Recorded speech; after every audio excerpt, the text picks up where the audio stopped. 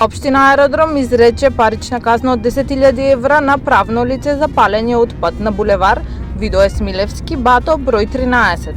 Фирмата, вклучена во градежни активности, била фатена при спалување градежен отпад, со што го прекршила законот за управување со отпадот.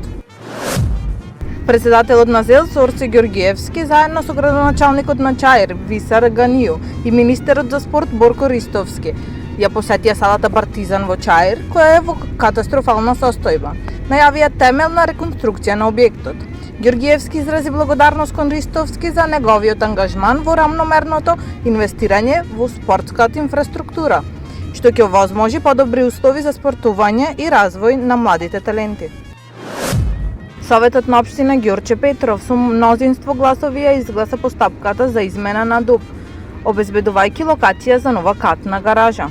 Градоначалникот Александар Стојковски истакна дека по долгогодишен недостиг на паркинг простор се преземаат конкретни чекори за решавање на проблемот во Реонскиот центар.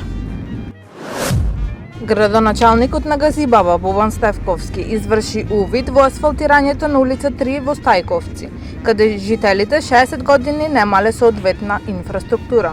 Стефковски истакна дека ветувањата се исполнуваат со повеќе од 70 асфалтирани улици во неговиот мандат и најави продолжување на инвестициите во патната инфраструктура. Општина Илинден започна со реконструкција на улиците 9 и 532 во Марино, при што е завршена првата фаза на асфалтирање од 380 метри.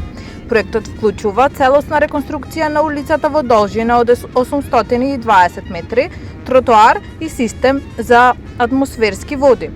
Оваа сообраќајница е од големо значење бидејќи ги поврзува населените места. Воспоставен е временски режим на сообраќајот за време на работите.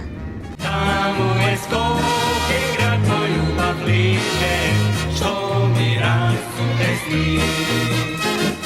Вечно ќе ја